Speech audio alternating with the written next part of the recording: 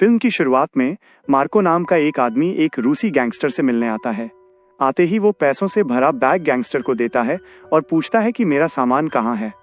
Gangster उसे एक car की चाबी देकर बताता है कि सामान कार की डिग्गी में है। मार्को चाबी उठाकर निकल जाता है, लेकिन जाने से पहले वो उस पूरे गोदाम को आग लगा देता है जहां वो मिलने आया था। कार की डिग्गी में उसे एक सूटकेस मिलता है। उसे उठाने के बाद सीन कट होता है और अब हम फिल्म के मुख्य किरदार ईथन को उसकी पत्नी के साथ देखते हैं। उसे आज ही पता चला है कि उसकी पत्नी गर्भवती है और ये सुनकर वो बहुत खुश है। उस दिन क्रिसमस भी था। दोनों एयरपोर्ट पर काम करते थे, इसलिए दोनों साथ में ही काम के लिए निकलते हैं। क्रिसमस की वजह से आज एयरपोर्ट पर काफ़ी भीड़ होने वाली थी। ईथन सुरक्षा विभाग सिक्योरिटी सेक्टर में था, इसलिए पहले उन लोगों को ब्रीफिंग दी गई कि आज इस सब भीड़ को कैसे संभालना है। इसके बाद ईथन अपने बॉस से जाकर बात करता है कि उसे प्रमोशन चाहिए। वो अब बोर्डिंग पर लोगों की चेकिंग नहीं करना चाहता, बल्कि लगेज सामान स्कैन करने का काम चाहता है। बॉस पहले मना कर रहा था क्योंकि उस दिन कोई बदलाव करना सही नहीं था, लेकिन यहाँ उसका दोस्त जेसन उसकी मदद करता है और बॉस से कहकर उसकी ड्यूटी बदलवा देता है। आखिरकार ईथन को बैग स्कैन करने का काम मिल जाता है। अब सीन कट होता है और हमें एयरपोर्ट के बाहर एक सेना ग्रुप दिखाई देती है, जिसमें राइली नाम के बंदे ने एक आदमी का अपहरण कर रखा था और वो यहाँ मौजूद था। कुछ ही मिनटों में वो एयरपोर्ट के सारे कैमरे हैक कर लेता है। ये भी दिखाया जाता है कि इसी आदमी ने जेसन के परिवार का अपहरण करने के लिए किसी को उसके घर भेजा था। अब जब वो अपने मोबाइल पर एयरपोर्ट की असली सीसीटीवी फुटेज देखता है तो वो हैरान रह जाता है, क्योंकि जेसन की जगह अब ईथन बैठा था, जिसके बारे में वो नहीं जानता था। साफ दिख रहा था कि ये लोग अपराधी थे और किसी आपराधिक घटना को अंजाम देने वाले थे। अपने मकसद को पूरा करने के लिए उन्होंने पहले जेसन को ब्लैकमेल करने के लिए उसके परिवार का अपहरण किया था।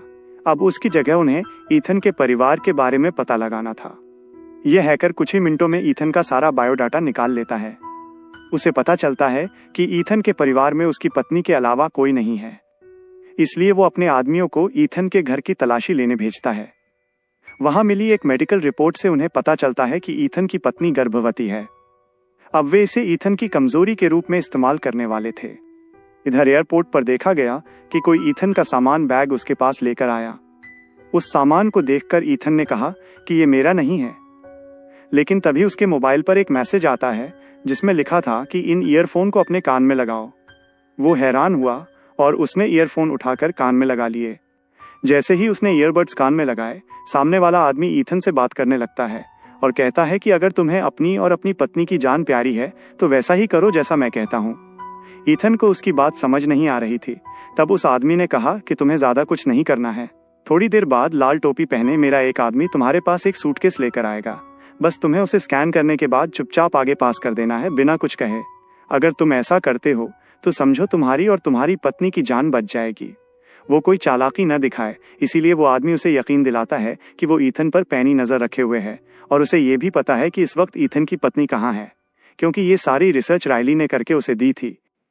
ये सब सुनकर ईथन थोड़ा डर जाता है और डेस्क के नीचे फोन रखकर पुलिस को फोन मिला देता है। लेकिन इन लोगों की नजर पूरी तरह ईथन पर थी। वे उसे देख लेते हैं और ईथन से कहते हैं कि कॉल काट दो और पुलिस को कुछ मत बताओ, वरना बहुत बुरा होगा। मानो या न मानो, लेकिन इस वक्त मेरे एक आदमी ने तुम्हारी पत्नी के सिर पर राइफल तान रखी है। तुम्हारी एक छोटी सी गलती उसकी जान ले लेगी। जब वो आदमी ईथन से बात कर रहा था तब पुलिस को भी कॉल मिल चुकी थी, लेकिन ईथन ने पुलिस को कुछ नहीं बताया और कॉल काट दी। ऐसा करने के बाद उस आदमी को समझ आ गया कि ईथन उसकी बात मानने वाला है। वो ईथन से अपना मोबाइल लॉकर में बंद करने को कहता है। ईथन उस आदमी से पूछता है, क्या तुम आतंकी हो? आदमी जवाब देता है, नहीं, मैं आतंकी नहीं हूँ, किसी ने मुझे ये काम करने को दिया है। ईथन ने काफी सोच समझकर ये सवाल पूछा था। आखिरकार उसने पूछा कि सूटकेस में क्या है। आदमी ने जवाब दिया कि तुम्हें ये जानने की जरूरत नहीं है, और अगर पता चल भी जाए तो अपना मुंह बंद रखना। अगर सूटकेस प्लेन तक नहीं पहुंचा या किसी ने उसे खोला तो तुम और तुम्हारी पत्नी मारे जाओगे। ईथन उससे कहता है कि मैं यहाँ बैठा हूँ, अगर जेसन यहाँ होता तो तुम लोग क्या करते? वो आदमी कहता है कि जेसन भी ये काम करने को तैयार हो जाता, क्योंकि हमने उसके परिवार का भी अपहरण कर रखा है। इसका मतलब ये लोग पूरी योजना बनाकर आए थे। ईथन दूसरी बार अपनी होशियारी दिखाने की कोशिश करता है और अपने पास मौजूद स्मार्ट वॉच पर एक मैसेज लिखता है। इसे भी राइली ने देख लिया, जो एयरपोर्ट के बाहर वैन में बैठा था और जिसने सीसीटीवी कैमरे हैक किए थे। वो उस आदमी को बता देता है जो ईथन से बात कर रहा था। वो आदमी ईथन से कहता है कि तुम बार बार गलतियां कर रहे हो, मैं तुम्हें इतने मौके नहीं दूंगा, जाकर इस स्मार्ट वॉच को लॉकर में रखो और वापस आओ। ईथन उसकी बात मानकर ऐसा ही करता है और समझ जाता है कि वो आदमी कहीं बैठकर उस पर नजर रख रहा है। अब सीन कट होता है और हम एक पुलिस अधिकारी एलेना को देखते हैं, जो उस जगह गई है जहां मार्को रूसी गैंगस्टर से मिला था और उसके बाद उसने उस जगह को तबाह कर दिया था। जांच के दौरान उसे रूसी गैंगस्टर की लाश के पास एक घड़ी मिलती है। एलेना घड़ी की जांच करती है तो उसमें एक रिकॉर्डिंग चिप मिलती है। चिप जली हुई थी, फिर भी वो उसे फॉरेंसिक विभाग को देती है और उनसे इस चिप का डेटा निकालने को कहती है।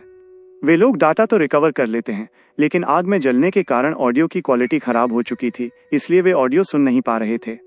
अब हम फिर से ईथन को देखते हैं और उससे बात कर रहा आदमी कहता है कि मेरा आदमी थोड़ी देर में आने वाला है, जब तक वो नहीं आता हम दोनों बात करते हैं। ईथन अपने आसपास के लोगों की आवाज़ों का पीछा करते हुए ईयरपॉड के जरिए उस आदमी का अंदाज़ा लगाता है। उसने अंदाज़ा लगाया कि ये आदमी सीधे उसे नहीं देख रहा है। स्थिति का फायदा उठाते हुए वो जल्दी से उठा और सामने खड़े आदमी को बोर्डिंग पास देते हुए उसने अदृश्य इनविजिबल पेन से बोर्डिंग पास पर कुछ लिखा और पुलिस को दे दिया। लेकिन उसे नहीं पता था कि सीसीटीवी के जरिए उस पर नजर रखी जा रही थी। राइली ने ये सब देख लिया और उस आदमी को बता दिया। पुलिस को भी पूरी बात का पता चल गया। इससे पहले कि उसका पूरा विभाग इस बारे में जान पाता, वो आदमी उठा और उस पुलिस वाले से जा टकराया। वो एक योजना के तहत टकराया था। टकराते ही उसने पुलिस वाले को कोई इंजेक्शन लगा दिया, जिससे उसकी मौके पर ही मौत हो गई। जब ईथन वापस अपनी कुर्सी पर आया तो उसने देखा कि पुलिस की भीड़ जमा होने से पहले ही वो आदमी भीड़ में गायब हो चुका था। उसने पुलिस वाले से बोर्डिंग पास वापस ले लिया और वहां से चला गया। उसका चेहरा देखने के बाद हमें पता चलता है कि ये आदमी कोई और नहीं बल्कि मार्को है, जिसने फिल्म की शुरुआत में रूसी गैंगस्टर को मारा था। ईथन भी आकर मार्को के पास बैठ गया। ईथन ने बोर्डिंग पास पर जो कुछ भी लिखा था, मार्को ने वो सब पढ़ लिया था। इसके बाद वो ईथन से कहता है, मैं देख रहा हूं कि तुम बार बार गलतियां कर रहे हो, लेकिन ये आखिरी मौका है। मैंने इसे तुम्हारी आखिरी गलती मानकर तुम्हें माफ कर दिया है, लेकिन अगर तुमने दोबारा कोई गलती की तो मैं तुम्हारी पत्नी को मरवा दूंगा। और इसे धमकी मत समझना, मैं वाकई ऐसा कर दूंगा। अब चुपचाप जाओ, अपने स्कैनर पर बैठो और मेरा काम करो। जैसे ही ईथन वापस स्कैनर की तरफ जाता है, वो देखता है कि ईथन की जगह जैसन बैठा है, क्योंकि यहाँ एक पुलिस वाले की अचानक मौत हो गई थी, जिसकी वजह से अफरा तफरी मच गई थी और सुरक्षा बढ़ा दी गई थी। इसीलिए बॉस ने जैसन को वापस उसकी जगह बैठा दिया था। जैसे ही मार्को को इस बारे में पता चला, उसने ईथन से कहा कि तुम जो चाहे करो, लेकिन जैसन को वहां से हटाओ और खुद बैठो। पहले उसने ये बात बॉस से कही, लेकिन अब बॉस ने उसे समझाया कि सुरक्षा की स्थिति पहले से बहुत अलग है, मैं जैसन को स्कैनर से नहीं हटा सकता। मामले की संवेदनशीलता को समझते हुए ईथन ने एक कॉफी ली और उसमें शराब मिला दी, जिसके बाद वो कॉफी लाकर जैसन की टेबल पर रख दी और बॉस से इसकी शिकायत कर दी। बॉस ने जैसे ही जैसन की टेबल पर शराब वाली कॉफी देखी, उसने जैसन को तुरंत नौकरी से निकाल दिया। हालांकि जैसन गिड़गिड़ाता रहा कि कॉफी उसकी नहीं है। अब सीन एक पुलिस अधिकारी पर कट होता है, जो रिकॉर्डिंग को बार बार सुनकर उस जहर के बारे में जानने की कोशिश कर रही है। वो जहर इतना खतरनाक था कि जहां भी गिरता आसपास का पूरा माहौल तबाह हो जाता था। यहाँ एयरपोर्ट का सीन दिखाया जाता है, जहां जैसन को फंसाने के बाद ईथन फिर से अपनी सीट पर बैठ गया था और अब वो वक्त आ गया था जब मार्को का आदमी स्कैनिंग के लिए बैकपैक लेकर आया। मार्को के निर्देशों पर ईथन ने उसे स्कैन किया और ईथन को पता चला कि इसके अंदर एक बहुत ही खतरनाक हथियार है। उसे इस बात की ज्यादा जानकारी नहीं थी कि ये हथियार क्या कर सकता है, लेकिन वह समझ गया था कि यह हथियार पूरे प्लेन को तबाह कर सकता है। पता चला कि इस प्लेन के अंदर वही जहर था जिसके बारे में एलेना कुछ देर पहले रिसर्च कर रही थी। तनाव की वजह से ईथन की हालत इतनी खराब हो गई कि उसे उल्टी होने लगी। मार्को उसे देखने वॉशरूम आया और उसने उसे धमकी दी कि ज्यादा होशियार बनने की जरूरत नहीं है, वरना मारे जाओगे। ईथन ने उसे पीछे से रोका और कहा कि जिस प्लेन में तुम वो हथियार ले जा रहे हो उसमें 2000 लोग हैं। उस आदमी ने जवाब दिया कि अगर ये प्लेन में नहीं गया तो यहीं धमाका हो जाएगा और यहाँ 60,000 लोग हैं। तुम्हें तय करना है कि तुम 2000 लोगों को बचाना चाहते हो या 60,000 लोगों को। ईथन परेशान हो गया और उसने पूछा कि तुम लोगों को मारने की कोशिश क्यों कर रहे हो। मार्को ने जवाब दिया, मैं किसी को मारने की कोशिश नहीं कर रहा हूँ, मैं बस अपना फर्ज निभा रहा हूँ और मुझे निभाने दो। सीन वापस एलेना पर शिफ्ट होता है, जब उसके एक साथी ने उसे बताया कि ईथन नाम के एक आदमी ने अभी एयरपोर्ट से पुलिस को फोन किया था। पुलिस को कॉल मिली भी, लेकिन फिर ईथन ने कुछ नहीं कहा। कुछ देर बाद वहां एक पुलिस अधिकारी की अचानक मौत हो गई, जिसका मतलब है कि वहां कुछ न कुछ गड़बड़ जरूर है। एलेना को एयरपोर्ट पहुंचने में कुछ समय लगेगा, इसलिए उसने पहले ही वहां दूसरी फोर्स भेज दी और उन्होंने जाकर सारे चेकिंग पॉइंट्स बंद कर दिए। चेकिंग लाइन बंद होने के कारण ईथन के बॉस ने भी सबको इकट्ठा किया और सभी संदिग्ध लोगों की चेकिंग शुरू हो गई। ईथन ने अब अपने दिमाग का इस्तेमाल किया और जल्दी से अपने बॉस का स्कैनर लिया और उसमें मार्को के आदमी का नाम डाल दिया कि उसने उसके बैग की ठीक से चेकिंग कर ली है। ऐसा करने के बाद वो बाहर आ गया। जब मार्को बाहर आया तो उसने देखा कि पुलिस अधिकारी उसके आदमी को दूसरे कमरे में ले जा रहे हैं। उसने ईथन से पूछा कि क्या हो रहा है, लेकिन कोई जवाब देने के बजाय ईथन ने कहा, मुझे माफ करना, अब मैं तुम्हारा साथ नहीं दे सकता। और उसने ईयरफोन कान से निकालकर फेंक दिए और तुरंत अपनी पत्नी के पास चला गया। वो अपनी पत्नी को बचाना चाहता था, लेकिन तभी उसने देखा कि उसकी पत्नी के सिर पर लेजर लाइट है, जिसका मतलब था कि कोई उस पर बंदूक ताने खड़ा है और वो जानता था कि अगर उसने कुछ भी गलत किया तो उसकी पत्नी मारी जाएगी। वो चुपचाप फिर से बाथरूम के अंदर आ गया। वो घबराया हुआ था और अब मार्को भी उसके पीछे पीछे आ गया। मार्को उसे मारने लगा। खुद को बचाने के लिए उसने भी अपनी इलेक्ट्रिक गन निकाल ली। उसने मार्को पर निशाना साधा तो मार्को ने कहा कि तुम सुधर नहीं रहे हो, तुमने बहुत सी गलतियां की हैं और इसका अंजाम तुम खुद देखोगे। ये कहते हुए उसने उस बैग में मौजूद बम को एक्टिवेट कर दिया और कहा कि पहले सिर्फ 2000 लोग मरने वाले थे, अब 60,000 लोग मरेंगे। ये कहते हुए उसने उसे वो बम दिखाया जो 10 मिनट में पूरी जगह को तबाह कर सकता था। मार्को ने उससे कहा कि अगर सबको बचाना चाहते हो तो जल्दी से उस सूटकेस के पास जाओ, वहां पहुंचकर मैं तुम्हें बताऊंगा कि इस बम को कैसे डिफ्यूज करना है। ईथन भागकर सुरक्षा कमरे सिक्योरिटी रूम में आया, जहां उस आदमी के बैग की चेकिंग हो रही थी। फिर उसने अपने बॉस पर बंदूक तान दी। वो अपने बॉस को कुछ भी करने से हिचकिचा रहा था, लेकिन तभी उस दूसरे आदमी ने एक पेन उठाया और ईथन के बॉस की गर्दन में घोंपकर उसकी जान ले ली। यह देखकर ईथन को इतना गुस्सा आया कि उसने उस आदमी को पकड़ लिया और पूछा कि तुमने उसे क्यों मारा। तो उस लड़के ने जवाब दिया, मेरा भाई उन लोगों के कब्जे में है और अगर मैं ये सब नहीं करूंगा तो वे उसे मार देंगे। ईथन ने अब मार्को से संपर्क किया और उससे पूछा कि इस बम को कैसे डिफ्यूज किया जाए। उसकी सलाह के अनुसार उसने बम और इस मशीन को डिफ्यूज कर दिया, लेकिन आखिरी पल में जब बम फटने में कुछ ही सेकंड बचे थे। दूसरी तरफ हम एलेना को देखते हैं, जो एक फेडरल एजेंट के साथ एयरपोर्ट की तरफ भाग रही है। तभी उसे अपने एक एजेंट का फोन आता है और वो उसे बताता है कि इस वक्त उसके साथ जो फेडरल एजेंट बैठा है वो असली नहीं है, उसे दूसरों ने भेजा है। असली फेडरल एजेंट अब हमारे पुलिस स्टेशन पहुंच चुका है। ये सुनकर एलेना डर गई और उसने तुरंत दूसरे आदमी पर बंदूक तान दी। उस आदमी ने भी गाड़ी की रफ्तार बढ़ा दी और एक्सीडेंट कराने की कोशिश की। वो ऐसा करने में कामयाब रहा और इस दौरान दोनों गंभीर रूप से घायल हो गए। वो आदमी नहीं चाहता था कि एलेना एयरपोर्ट जाए। जब एक्सीडेंट के बाद का सीन दिखाया जाता है तो वो आदमी अभी भी एलेना का गला दबाए हुए है। एलेना उसके हाथों से अपना गला छुड़ाती है और फिर अपनी गन से उसे गोली मारकर वहां से निकल जाती है।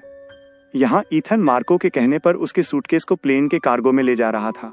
यहाँ हम देखते हैं कि मार्को ने अब उस आदमी से संपर्क किया जो ईथन के साथ बैग को कार्गो में ले जा रहा था। उसने इस आदमी से कहा कि अब उसे एक आखिरी काम करना है। उसका आखिरी काम ईथन को मारना था। ये सुनते ही उसने पीछे से ईथन पर बंदूक तान दी, लेकिन शुक्र है कि ईथन ने सामने लगे शीशे में ये सब देख लिया और बदले में उस पर हमला कर दिया। उन दोनों के बीच हाथापाई होने लगी और इस सब में उसने बार बार ईथन को गोली मारने की कोशिश की, लेकिन एक बार गोली उछलकर उसी को लग गई और वो खुद मारा गया। स्थिति का फायदा उठाते हुए ईथन ने तुरंत अपना मोबाइल लिया और अपनी पत्नी को फोन करने की कोशिश की, लेकिन उसकी पत्नी व्यस्त होने के कारण फोन नहीं उठाती। अपनी पत्नी को छोड़कर वो अपने दोस्त को फोन करता है और बताता है कि उसकी पत्नी की जान खतरे में है और उसका दोस्त ये मैसेज उसकी पत्नी को दिखाता है। यह देखकर नोरा अपने पति को बार बार फोन करने लगती है, लेकिन उसका फोन लॉकर में था। सही समय पर हम देखते हैं कि एलेना भी अब तक एयरपोर्ट पहुंच चुकी थी। आते ही उसने पूरे एयरपोर्ट को अपने कब्जे में ले लिया, जबकि यहाँ मार्को कार्गो में आया था और आते ही उसने ईथन को गोली मार दी।